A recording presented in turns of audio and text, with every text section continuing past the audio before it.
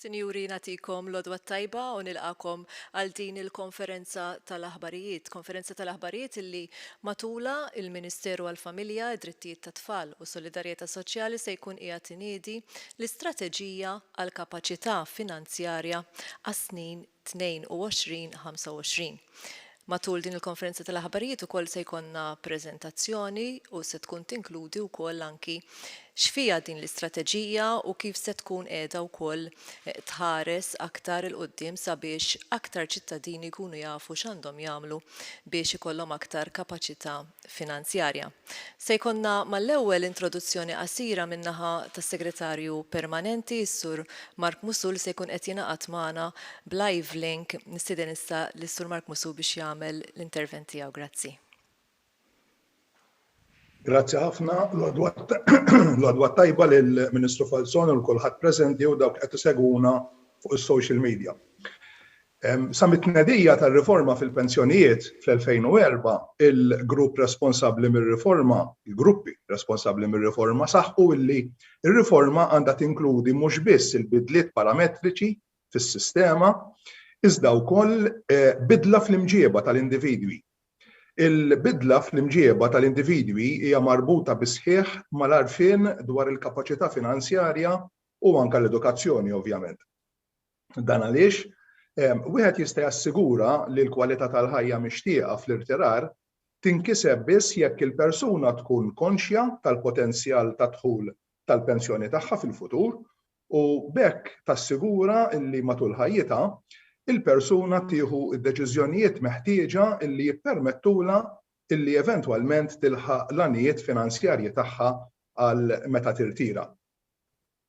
Minkejja dan iżda kien biss wara l-2015, wara qatt ta' rakkomandazzjonijiet ippreżentati mill-grupp ta' strateġija dwar il-pensjonijiet, illi il-Gvern approva il-qafas għall-Istrateġija Nazzjonali dwar il-Kapaċità Finanzjarja. L-ewwel strateġija imnedija fl-2017 kienet stabbilixxiet programm inklusiv ibbażat fuq żewġ ferat, l-għarfien u l-informazzjoni u l-edukazzjoni. Imsaħħa mbagħad b'7 oqsma ta' kompetenza fil-kapaċità finanzjarja, ċoe l-ibbaġitjar, l-immaniġġjar tad-dejn, l-immaniġġjar ta' tfaddil, ir-reżiljenza finanzjarja, l-ippjanar għal-futur, l-għarfien tal-qasam tal-investiment u id-drittijiet tal-individwu f'dan il-qasam. Sar ħafna xogħol minn dakinhar l-hawn u nħoss li ġemma llum hija storja ta' suċċess. Hawnhekk nixtieq li nsemmi u nirringrazzja lil Davis Piteri Ġinġel illi bl-għajnuna kbira ta' Iris Kamilleri Mifsud u persuni oħrajn kienu l-mutur wara ġemma u mexxew il-qudiem ix-xogħol li sar fl-aħħar 4 snin. David ukoll fassal l-istrateġija illi propju qed inniedu llum. Illum il-ġurnata ġemma hija rikonoxxuta bħala pjattaforma finanzjarja kredibbli bil-General Workers Union, il-UHM, il-Bank Ċentrali ta' Malta, il-BOV, l-MSV Life, l-HSBC Malta Foundation, APS Bank, l-Università ta' Malta, il-Kamra tal-Kummerċ Maltija l-Intrapriżi Żgħar u Medji, il-Mental Health Malta, l-Assoċjazzjoni tal-Kunsilli Lokali u Aġenzija Żgħażagħ il-koll illum huma imsieħba strateġiċi tagħha. Flimkien mal-Ministeru l-Edukazzjoni wkoll sar ħafna xogħol fl-iskejjel sabiex inrawmu l-itfal tagħna sa minn xkunitu. Bl-għarfien illi jagħmlu użu tajjeb u responsabbli mill-flus li jkollhom sabiex meta jikbru ikunu kapaċi jagħmlu l-aħjar għażliet finanzjarji f'ħajjithom. Il-ħidma ta' ġemma komplit saħansitra waqt il-pandemija billi tellet diversi seminars u webinars virtwali fuq ħafna suġġetti relatati mal-kapaċità finanzjarja. Dawn intlaqgħu tajjeb ħafna u dan stajna narawh ukoll min numru ta' parteċipanti li dejjem żdied minn webinar għal ieħor. Ġemma hija involuta wkoll fl-iżvilupp ta' mezzi u riżorsi edukattivi dwar il-kapaċità finanzjarja. Għandha ma' 17,000 persuna illi jsegwuha fuq Facebook flimkien mal-1000 membru sottoskritt tas-sit tagħha tal-internet. Illum terz tal-poplu Malti Wawċi jaf b'ġemma waqt li wieħed minn kull 5 persuni kellhom xi forma ta' interazzjoni mal-pjattaforma tagħha.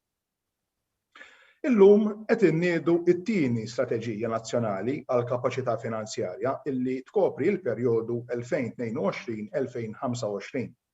Din it-tieni strateġija se tkompli tibni fuq l-ewwel waħda bl-għan ewlieni tagħha huwa illi tassigura li sa tmiem it-terminu tagħha tkun ikkonsolidat il-pjattaforma ta' Ġemma biex tkun tiflaħ aktar l-edukazzjoni nazzjonali dwar il-kapaċità finanzjarja u flimkien mal-imsieħba strateġiċi tagħha tkompli tikber b'mod sostenibbli. Il-viżjoni tibqa' li ċ-ċittadini Maltin ikunu mħeġġa jieħdu l-aħjar deċiżjonijiet finanzjarji skont iċ-ċirkostanzi personali tagħhom. Din l-istrateġija l-ġdida tibni fuq il-kisbiet u l-lezzjonijiet li tallimna fl-aħħar 4 snin sabiex nassiguraw li tinbena pjattaforma edukattiva sostenibbli u istituzzjonali dwar il-kapaċità finanzjarja bil-għan li nibnu soċjetà finanzjarjament kapaċi. Issa se nħalli f'idejn il-kap il-ġdid ta' Ġemma, Helena Holland, sabiex tagħmel il-preżentazzjoni tagħha. Nirringrazzjakom.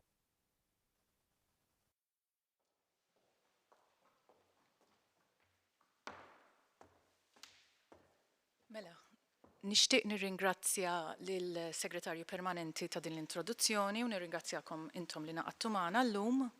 Ħanibda issa il-preżentazzjoni tagħna fejn nagħtu naqra ta' illustrazzjoni minn fejn bdejna bħala ġerni u fejn ħammorru b'din l-istrateġija. Mela, Ġemma ġiet nediet l-ewwel strateġija tagħha fl-2017. Issa ovvjament kif intom smajtu ġejna mill-bot l-eruq tagħha kienu fil-riforma tal-pensjonijiet fl-2004 u dina dawn komplew biex feġġew fil-rakkomandazzjonijiet mill-grupp tal-strateġija dwar il-pensjonijiet fl-2015 fejn imbagħad ġiet ikkonċepita Ġemma. Għandna messaġġ ċentrali, No Plan Act, jiġifieri ara farfien, ippjanar u azzjoni. Dawn flimkien huma l-viżjoni tagħna bħala l-viżjoni ċentrali għall kapaċità finanzjarja. Hemm azzjonijiet strateġiċi, hemm pathways li huma immirati biex isaħħu dak li huwa l-arfin ċentrali, il-ħiliet u dawk l-areas ta' kapaċità finanzjarja li ħajjejnu lil Maltin f'dawk li huma l-istadji f'ħajjithom. Ġifri aħna ma nħarsux biss forsi lejn ikun hemm nies jiġu jgħidulna ma Ġemma mhux fl-edukazzjoni għat-tfal jew ikun xi ħadd sema xi ħaġa dwar pensjonijiet u jaħsbu li aħna nittekiljaw biss il-pensjonijiet le. Aħna għandna approach holistiku. Aħna nafu illi it-tfal mill-iktar stadji bikrin jitalmu dwar il-flus. Allura nidħlu anki f'dik l-istadju ta' ħajjithom, imma nkomplu matul din il-ġerni dan it-traġitt u dejjem nipprovaw naħdmu biex aħna ntejbu l-arfin tagħhom skont dawn il-key life stages fil-ħajja tal-Maltin. Issa, nixtieq nitkellem naqra dwar il-kampanji u l-inizjattivi li saru taħt l-istrateġija preċedenti. Kenna li dawn il-kampanji u l-inizjattivi saru bell-2018 u l-2021. Mela, kenna mini campaigns ta' Ġemma għal diversi gruppi ta' nies, ġifiri per eżempju Romol, per eżempju Zazax, studenti, self-employed, u dawn kienu mill-2018 kif edna sal-2021 kenna inizjattivi edukattivi għat-tfal tal-iskola li dawn saru fuq il-medda ta' l-2019 dawn is-snin u l-2021 u kenna il-kampanja Fuq bil-Għaqal li ilha għaddejja mill-2017 u l-2021. Issa, fejn aħna kena l-inizjattivi ta' tfal, kena per eżempju il-lob tal-Money Monster. li dan sar grazzi għall-isħubija li għandna mal-Dipartiment tal-Intelligenza Artificiali fl-Università. Kellna wkoll reċti interattivi. Dawn saru dejjem bisħab ma' il-Ministeri u l-entitajiet li aħna naħdmu magħhom mela kena l-Università ta' Malta, Dipartiment tal-AI, l-iskejjel illi interessaw ruhom biex aħna ndaħlu daw l-inizjattivi u nedukaw iktar lil-nies ta' kull età. Il-kampanja Fuq bil-Għaqal dis-sena wkoll għamilna xi ħaġa ġdida, ma minniex biss kampanji fil-medja, darba iddeċidejna li morru fit-triq kien hemm l-attivitajiet tal-miliet il-Belt u ħloqna stand fejn kellna l-maskot tagħna li hija naħla ta' ġemma u kellna numru ta' affarijiet li għadna fiha din l-stand, kellna messaġġi audiovisivi, kellna merchandise u kellna informazzjoni li ngħatat lin-nies u rigali żgħar lit-tfal biex aħna dejjem inkomplu inkabru l-arfin u anki inferxu l-messaġġ ta' ġemma u anke forsi minn ma jafx ikun għaddej jara l-istantana, ra l-istantana u beda jidentifika lilna ma' il-portal tagħna u mal-messaġġ tagħna. Issa, ġemma fuq il-medja soċjali. Għandna l-paġna tagħna ta' Facebook u għandna l-paġna tagħna ta' Instagram, għandna Instagram fejn Ben Kamil jagħmel itella posts tiegħu u jitkellem dwar temi ta' edukazzjoni finanzjarja. Anki fuq Facebook aħna nagħmlu dan l-approach fejn inkomplu inkabru l-messaġġ tagħna nibboostjawh u nippruvaw nifirxu ovvjament meta tara social media taf li għandek cohorts differenti li huma ħejrispondu skont il-media, il-messaġġ tal-media ġifieri u it appeals more pereżempju mill-portal jew mill-printed media. Allura aħna nażlu dawn il-format biex inkomplu nkattru l-messaġġ tagħna ma' cohorts differenti. Jekk taraw naqra fuq il-preżentazzjoni, aħna dejjem żdidna in-numru ta' sessjonijiet fuq il-portal, in-numru ta' hits li konna l-users, il-page views, kellna dejjem kif taqbatajt, rise fil-hits tagħna baqgħu jolew il-hits, bqajna jkollna dejjem response pożittiv u ninnotaw bi pjaċir li ġifieri kull ma jgħaddi żmien in-nies dejjem qegħdin jarfu lil ġemma. Grazzi dejjem għax-xogħol li sar mhux meta ġejt jiena, imma dak ix-xogħol li sar qabel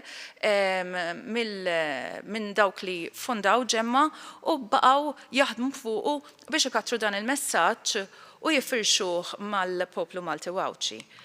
Issa, l-attivitajiet mill-2018 sal-2021 mela kienu ħafna u jista' naħseb mhux jista' jkun peress li kellna nżommu naqra fil-qosor illimitajnihom ftit hawnhekk.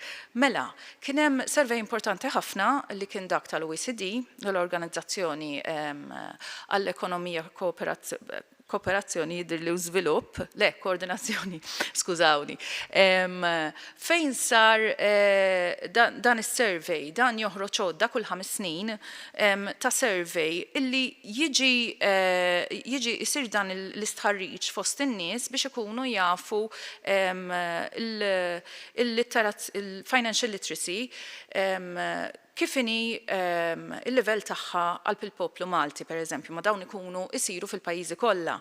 Allura dan ikun strument finanzjarju u jsir da survey u bekk aħna nkunu nafu niggejġjaw il-poplu kif qiegħed jassimila jew forsi x'inhu l-ħiliet ukoll finanzjarji tiegħu. U bekk inti meta tieħu dan l-istudju tkun taf fejn hemm iktar xogħol isir, x'qed isir sew u fejn għandna iktar x'naħdmu. Dan ħajsir kull 5 snin, allura ovvjament l-ewwel wieħed ħajinżamm bħala baseline u aħna mbagħad nagħmlu studju ieħor, isir studju ieħor u aħna nkunu nafu hemmhekk il-progress li qed isir. Din l-inizjattiva l-ewwel waħda kienet ġiet ikkofinanzjata mill-fondi soċjali u kien ISF Project 2.69 li fi żmien kont ħedim fuq jien ukoll, u dan kien jindirizza anki n-nies vulnerabbli u l-professjonisti li jaħdmu man-nies vulnerabbli. Issa dan il-proġett ħanitkellem naqra fuq Money Monsters. Aħna għandna dal-proġett ta' gamification li semma qabel kemm mis-Segretarju Permanenti u kemm minni. Aħna għandna kollaborazzjoni mad-Dipartiment tal-Intelligenza Artifiċjali fejn aħna nniedu dil-kompetizzjoni kull sena mal-istudenti fejn dawn jiġu mitluba biex joħorġu b'kunċett li għandu x'jaqsam mal-kapaċità finanzjarja. Aħna insaqsuhom biex huma joħolqu dal-kunċett u mbagħad minn dan il-kunċett aħna jintażel mhux aħna biss manki min-naħa tal-università jintażlu l-aħjar minnhom li huma mbagħad ikollhom l-option li jimxu billi dal-kunċett isir realtà u jsir app. Aħna l-ewwel app kienet il-Money Monsters li mbagħad tniediet ma' skola sajf u saru wkoll kompetizzjonijiet marbuta magħha qed tiġi promossa kemm fl-iskejjel kemm fuq mis-sit tagħna u anki fuq attivitajiet ta' media oħra li aħna nagħmlu. U tru dil-logħba ġifieri huma it-tfal jitarmu ċerti valuri li għandhom x'jaqsmu mal-flus.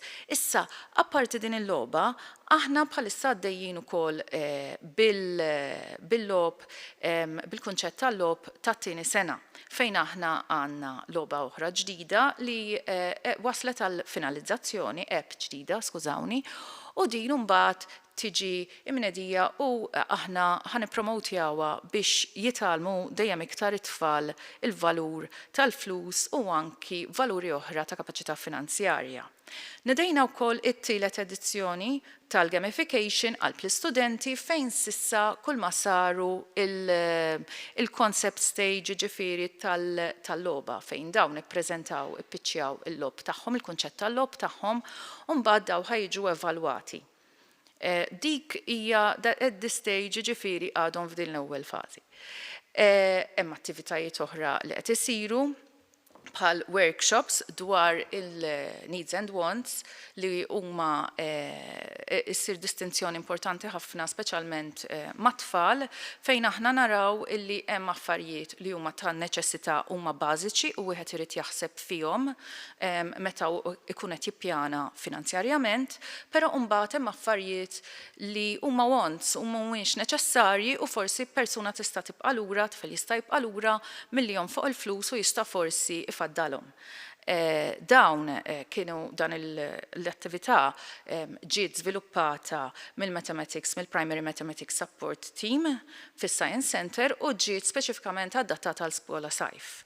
U din kienet inizjattiva oħra li aħna ikkollaborajna mal-HSBC Foundation li naħdmu magħha ħafna fuq dawn l-affarijiet. Issa l-attivitajiet ta' ġemma l-oħra li huma is-sessjonijiet ta' tħarriġ. Din hija dan huwa element importanti ħafna minħabba li t-taħriġ speċjalment għal gruppi li huma ikbar fl-età mit-tfal jgħinu ħafna. Aħna noffru sessjonijiet anke ta' train the trainer jew taħriġ għal gruppi ta' nies, dan jiġi mfassal fuq il-bżonnijiet tal-cohort li nkunu qegħdin inħarġu.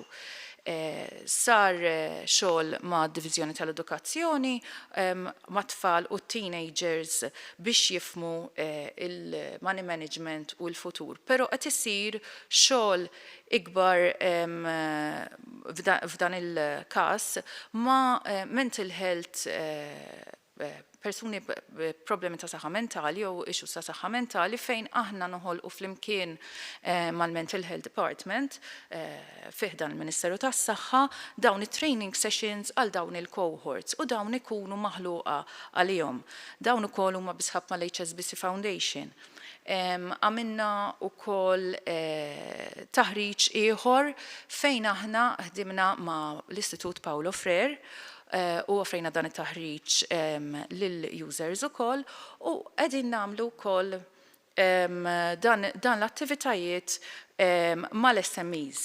Issa għandna għodda ta' edukazzjoni Odot calculators li jinsabu fuq is-sit tagħna, għandna varjetà ta' kalkulaturi illi jistgħu jużaw in-nies min iżur il-portal tagħna u dawn jgħinu lin-nies fil-ħajja ta' kuljum tagħhom key life stages skont il-bżonn, ġifieri jistgħu jażlu kalkulatur li l-iktar li forsi jaqdi bżonnijiet tagħhom f'ħajjithom dak il-ħin. Aħna kif semma il-Segretarju Permanenti għandna diversi MOUs mal-imsieħba strateġiċi tagħna huma importanti ħafna naħdmu magħhom fuq dawn il-proġetti. Mela mhux se noqgħod nerġa' nelenkom kollha kif naf li jagħmel il-Segretarju Permanenti, però huma importanti ħafna dawn ir-rabtiet u fil-futur ħankomplu nsaħħu ġemma u l-kapaċità finanzjarja billi isiru iktar MOUs u ikonna iktar imsieħba. Saru serje ta' videos edukattivi, skużawni, u webinars, saru numru ta' videos li jinsabu kollha fuq il-portal tagħna bisħab mal-Central Bank, il-Bank Ċentrali, u hemm 19 il-video kollha b'temi varji ta' kapaċità finanzjarja, money management, pjanar finanzjarju, tfaddil for a rainy day u budgeting. Saru koll il-webinars u saru koll videos li elenkati hemm is-social security dwar is-social security contributions, l-onfoq bil-aqal, għandna little black books u temi oħra.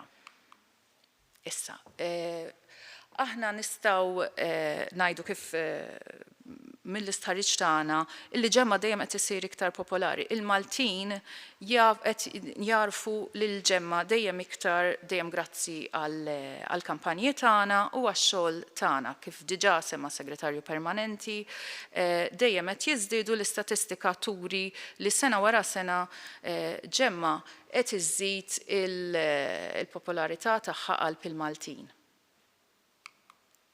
Mela, l-istrateġija l-ġdida, hemm 13 rakkomandazzjoni li jiġu proposti fl-istrateġija l-ġdida, hemm uħud minnhom li ġiġa bdew bl-implementazzjoni tagħhom u dawn ħajkomplu jsaħħu l-messaġġ tagħna ta' Araf ippjana u aġixxi. Għal min ikun jixtieq jara l-istrateġija tagħna dawk mhux preżenti hawnhekk, aħna ħankunu qed intellawha fuq is-sit tagħna u tkun tistgħu tiżluha u taqrawha.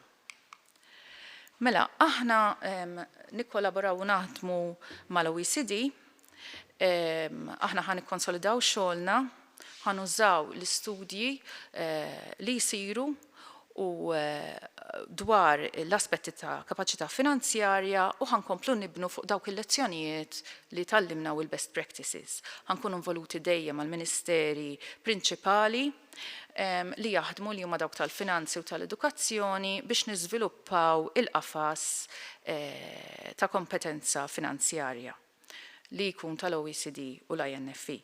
Issa ġemma se tkompli fuq din ir-riċerka li hija importanti ħafna kif diġà semmejt qabel bħala benchmark, ħalli nkompru inkattru l-arfin finanzjarju kapaċità finanzjarja għal il-Maltin ta' kull età. Ġemma ħatkompli tevalwa r-riċerki li saru u ħatkompli tagħmel riċerki ġodda anke bisħab mal-imsieħba dejjem tħares anke lejn riċerki oħra li saru barra għaliex aħna dejjem irridu ntejbu xogħolna u nifirxu l-messaġġ tagħna u nkomplu l-edukazzjoni. B'din l-evalwazzjoni ġemma ħadd identifika dawk li huma l-best practices biex inkunu nistgħu dejjem kif edna inkabru din il-kapaċità għal il-konsumaturi wkoll.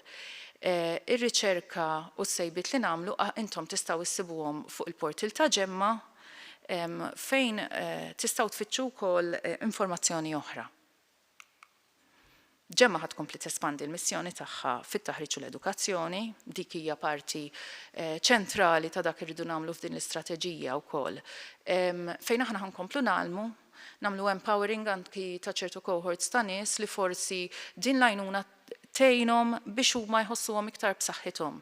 Il-fatt meta wieħed ikollu diffikultajiet finanzjarji ma jafx kif ħajoħroġ minnhom, forsi hu persuna tħossha vera stressata, vera kif taqbad tajdeb li dan huwa empowering li tkun taf inti x'għandek tagħmel finanzjarjament u tkun taf li ma' direzzjoni forsi tittimxi ittejjeb il-ħajja tan-nies. Allura nistgħu nennu daw il-gruppi vulnerabbli biex jitalmu iktar dwar il-kapaċità finanzjarja u jkollhom ħajja aħjar.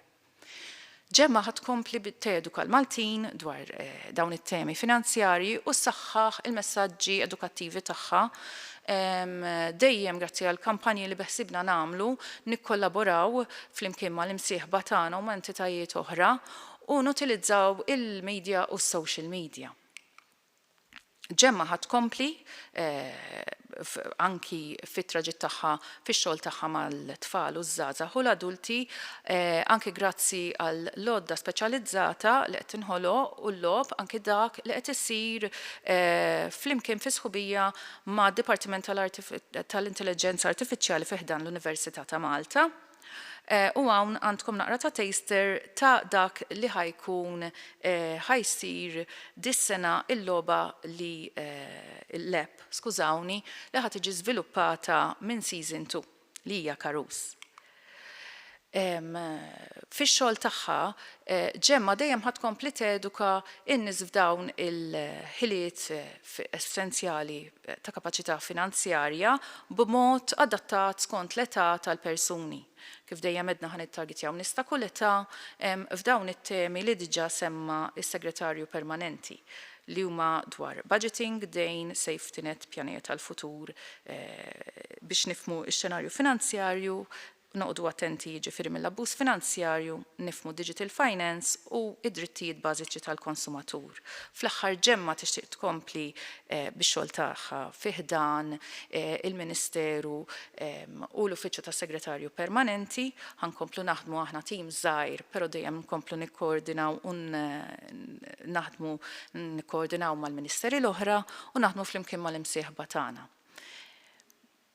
Mela, grazzi tal-parteċipazzjoni, grazzi lit-tim tagħna, lil David li fonda il-tim ta' Ġemma u ħareġ bil-kunċett li l-Iris li Kamilleri Mifsud li għamlet ħafna xogħol anke għal din l-attività, grazzi lil Pem, Petra, lil Jess u l-bqija tat-tim.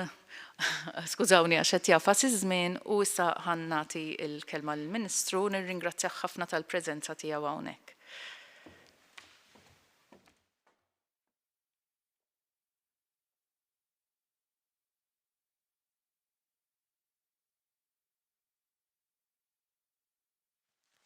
Qabel xejn bonġu kulħadd. Jekk wieħed isemmi il-flus, naħseb anke jekk inħarsu lejn il-kultura tagħna, wieħed jara li hemm ċertu tibdil.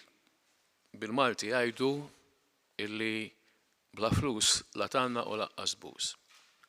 Huwa verità, kien verità minn dejjem u forsi llum anke bit-tibdil tagħna kulturali forsi sirna aktar konsumisti. Allura saret iktar arti ngħid jien kif timmanġja flusek. Il-bniedem hu dak li hu. Maslow, il-famuż ekonomista, kien qal illi hekku. Il-bniedem għandek ir-riżorsi limitati imma x-xewqat tiegħek huma kbar. U allura tidħol preċiżament il-kwistjoni ta' kif ħadd immanġja il-flus. Tista' matul ħajtek kollha tħares lejn dak li huwa meqjus neċessarju u mbagħad meta tiġi fl-aħħar tal-pensjoni tieħu dak li tkun għamilt.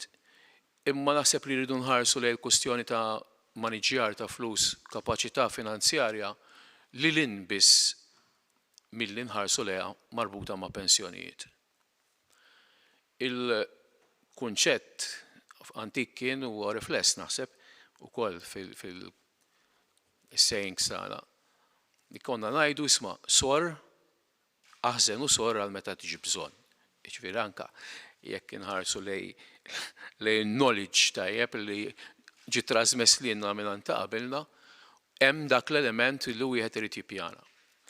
Bla dubju li l-iktar forsi aspett ta' pjanar illi ilu jinħass, ġifieri hija verità. Huma l-pensjonijiet bla dubju. Pensjonijiet fis-sens illi hija realtà mhix ta' pajjiżna biss, illi inti għandek effettivament illum għandna diġà wieħed minn kull 4 f'pajjiżna illi qarab jew saħansitra għala il-65 sena. 65%. 65 years, niskużawni. M'għandek 25% minnhom li diġà qegħdin f'dak il-bracket. U din hija sfida kbira, sfida li politikalment ma tantx huwa faċli jittieħdu deċiżjonijiet fuqha, imma d-demografija qiegħda. U jekk mhux se nippjanaw veru, nġemmaw fuq dal-ixxu partikolari tajjeb, ħajkonna sitwazzjoni li żgur li mhux se tkun sitwazzjoni illi min se jkun fiha se jħoss li huwa qiegħed komdu. Ġifieri, u ngħidha b'responsabilità, dik hija realtà.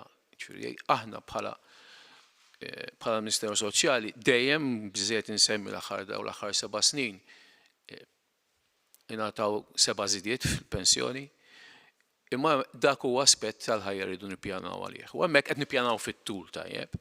Imma mbagħad anke fuq bażi iktar immedjata.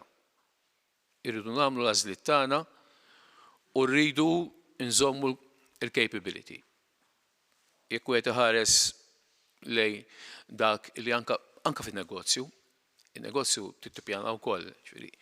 Ħafna nies mhux nikkritika lil ħadd, imma jkun hemm nies li jkunu fin-negozju jaħsbu l-flus kollha li hemm fil-kexxun huma tiegħu. U jinsa li hemm it-taxxa li għandek id-dawl il-mo il-permessi u dal-affarijiet l-oħra. Imma hemm rabta wkoll soċjali illi tara f'ħafna każi illi issues soċjali jafu jikkawżaw problemi finanzjarji u viċi versa. Wieħed mill-iktar żgur li jiġi f'moħħ kulħadd huwa li bil-flus limitati li għandna x'għażliet nagħmlu.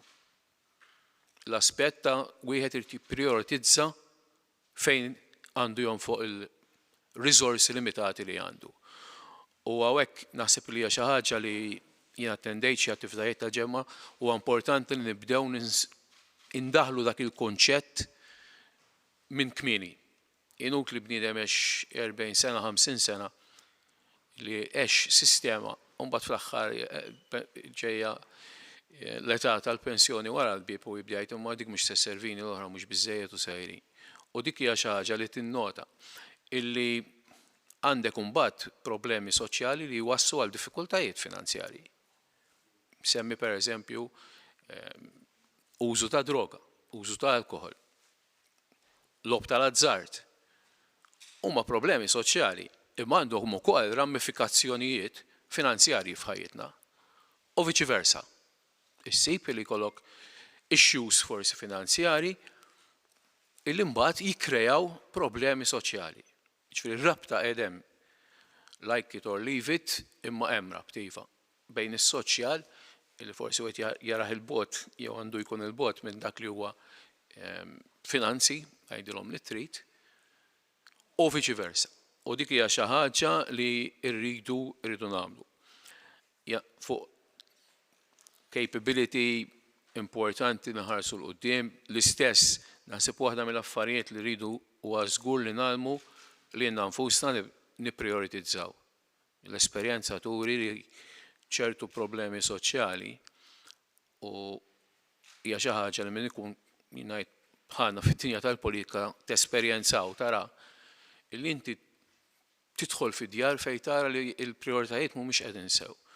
Titkellem ma' dak li jkun u tibda tgħid isma' ma għax iħossu komdu jew fuq X fuq xi ħaġa li hija hija I want, tajjeb xi ħaġa li tixtieq, kulħadd jixtieq xi ħaġa. Għal-ħares ma nixtiequx xi ħaġa x'kieku ma jibqa' niskop għalfejn naħdmu nirsistu. Imma għaliex dik il-għażla hija ħażina u dik l-għażla mbagħad iġġib problemi soċjali. Ovvjament għandek imbagħad l-aspett viċi versa. Jiena mhux biħsib nintawa li qed nixtieq kif bdejt nirringrazzja lil dawk li qed iseguna, nixtieq nirringrazzja it-tim kollu ta' ġemma. L-għażla tal-isem hekk suġġestiv, ġifieri anke li qed iżomm l-euro f'idejh hija xi ħaġa ma illi hija marbuta mat-tema soċjali wkoll. U l-fatt li qed nitkellmu fuq A Busy Bee tajjeb, naħseb dak huwa l-oriġinali, mhux qed nagħmel reklami, kellem fuq ġemma tajjeb. Hemmhekk hija dak li nixtiequ naraw fis-soċjetà tagħna. Maltin on the whole, financially tajjeb, forsi konna anke il-kultura tagħna illi naħsbu infadlu. Ma realtà hija li l-kultura tagħna titbiddel ukoll inutli ngħidu mod ieħor. Hija realtà. Id-dinja kollha tissir iktar konsumista. U l-konsumizmu waħda mill-affarijiet li jġib miegħu huwa li tgħix għallum. Huwa importanti li tgħix illum, imma mhux li tgħix dejjem għallum. U allura hemmhekk jidħol ir-responsabilità tagħna il-koll u anke bħala Ministeru li kfett hemm rabta. U mhux biss fuq pensjonijiet. Ejja ma naħsbux illi hija marbuta biss ma' pensjonijiet. Pensjonijiet bla dubju huma l-ikbar biex ngħidlek suġġett ħa. Imma rabtiet oħra soċjali u min jaħdem fis-soċjal naħseb illi jaf xi ngħid u naħseb illi naqblu. U allura iktar importanti x-xogħol li għamel it-tim tal-ġemma milli nħarsu l-qudiem u nżidu l-awareness. Iktar ma rnexxinna noħolqu awareness, iktar aħjar. Ringrazzjakom mill-ġdid u nawgura għal kulħadd il-kumplament tal-ġurnata tajba u weekend mill-aqwa. Grazzi.